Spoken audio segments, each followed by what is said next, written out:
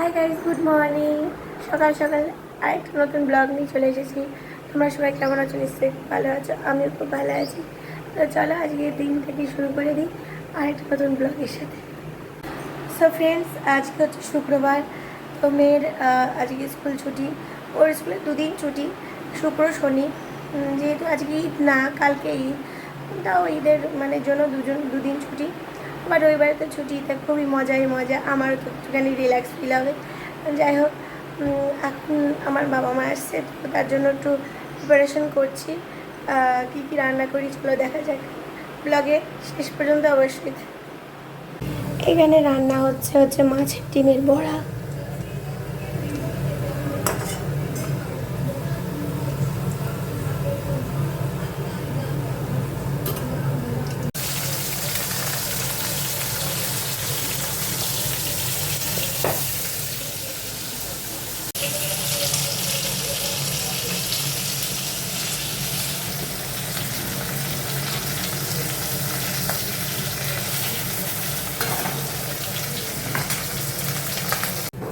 তো ফ্রেন্ডস, আমার রান্না এই যে এখানে মুগ ডাল মাছের মাথা দিয়ে হচ্ছে। আর দেখো আমার মা কাপড়টা ছেড়ে রান্নাঘরে চলে এসেছে, বাটাবাটি করা শুরু করে দিয়েছে, সব কিছু কাটাকুটি মাই করলো। এটাই মা। তো ফ্রেন্ডস, এখন মাছের রুই পোস্ত করবো। তো রুই পোস্ত পেটিগুলো এখানে ভেজে নিয়েছি, আর এখানে মশলাটা কষে নিচ্ছি। আর এই যেখানে পোস্ত বাটা হয়ে গেছে, পোস্ত বাটাটা লাস্টে দেবো। দেখো, এই বেগুনগুলো মা নিয়ে এসেছে, আমাদের বাড়ির গাছের বেগুন। এই বেগুনগুলোকে কুচি কুচি করে কেটে দিয়েছে, পেঁয়াজ লঙ্কা দিয়ে ভাজা ভাজা হবে। তাই করে মাছগুলো ছেড়ে দিই।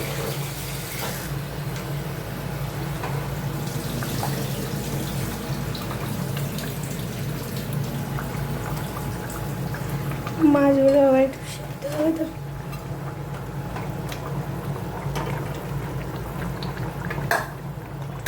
মধ্যে আলু দেওয়া হয়নি, আলু ছাড়াই।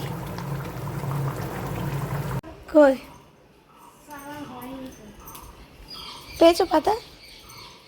তাই এখান থেকে বিলাতি ধনে পাতা হচ্ছে তো, যে চারা হয়েছে, বিলাতি ধনে পাতা দিতে হবে। এই মাছের ঝালে দেবো, দাও ধুয়ে দিই ভালো করে।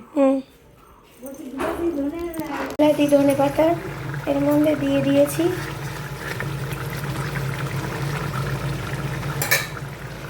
দেখা যাক কেমন টেস্ট হয় খেতে। সো গাইস, এখন রান্নাবান্না হয়ে গেছে আমার। এখন প্রায় 1:30 মতন বাজে। এখন স্নান করবো, স্নান করে তারপরে বাবা মাকে খেতে দেবো, ও আসবে খেতে দেবো।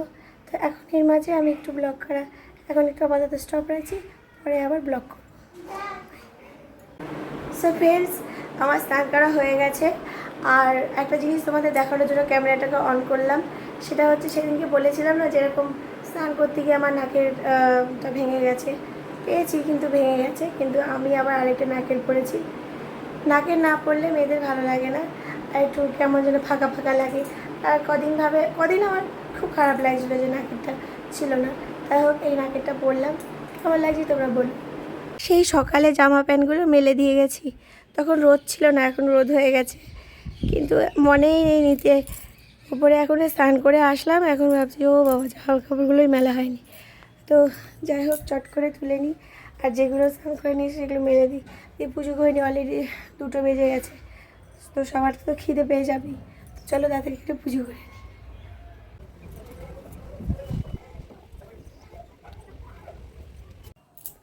Good morning. আর এটা হচ্ছে পরের দিনের সকালবেলা।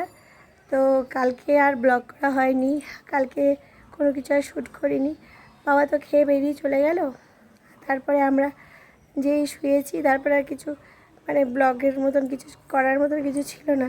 আর কালকে এত পরিমাণে বৃষ্টি হয়েছে রাত্রিবেলায়, পুরো আকাশটা দেখতে পাবে পুরো মেঘাচ্ছন্ন হয়ে আছে। সকাল অবধিও বৃষ্টি হয়েছে, পুরো আকাশটা দেখো পুরো মেঘলা হয়ে আছে। আর আমাদের এখন জামা কাপড় উপরে মেলবো, তো সেই জন্য এসেছি, ভয়ও লাগছে যে বৃষ্টি না পড়ে। তো মেলেই যায়, হাওয়াতে যতটুকু শুকায়, তারপর ঝরঝরি হলে ভিতরে দিয়ে দেবো। তাই আবার ব্লগটাকে কন্টিনিউ করছো, তোমরা ব্লগের শেষ অবধি থাকো। তোমাদের একটা জিনিস দেখাই, আমাদের বাড়িতে লঙ্কা গাছ হচ্ছে আকাশি লঙ্কা, কালো কালারের। তো কালো লঙ্কা দেখি না, এই যে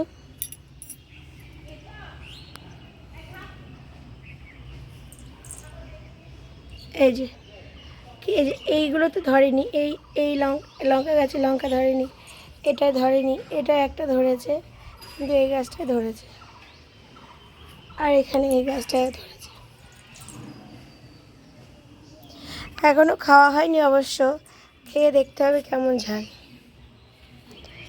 এগুলো বিশেষ করে ওই আলু ভাতে মাখার সঙ্গে ভালো লাগবে। তো একদিন ট্রাই করতে হবে, আলু যেখানে মাখতে হবে তখন ওই লঙ্কাটা ডলে খেতে হবে, কেমন লাগে ঝাল সেটা বোঝা যাবে। হ্যালো, এখন হচ্ছে বিকালবেলাকার টাইম। তোমাদের একটা জিনিস দেখাচ্ছি, সেই জিনিসটা তোমাদের দেখাই, চলো। তাহলে জিনিসটা দেখানোর জন্য আমাকে এই ঘরে দিয়ে বারান্দায় যেতে হবে। আমিও জানি একটা জিনিস দেখা, জিনিসটা হচ্ছে ওই পাখির বাসা। এই যে পাখির বাসা, ভিতরে কি পাখি আছে নাকি? না নেই, পড়ে যাবে, ভেঙে যাবে বাবু। আমার এখানে জয়েন্ট করে রেখেছে ঘুমিয়ে। কি সুন্দর বাসা বেঁধেছে পাখি এই একটা ছোট্ট গাছের উপর।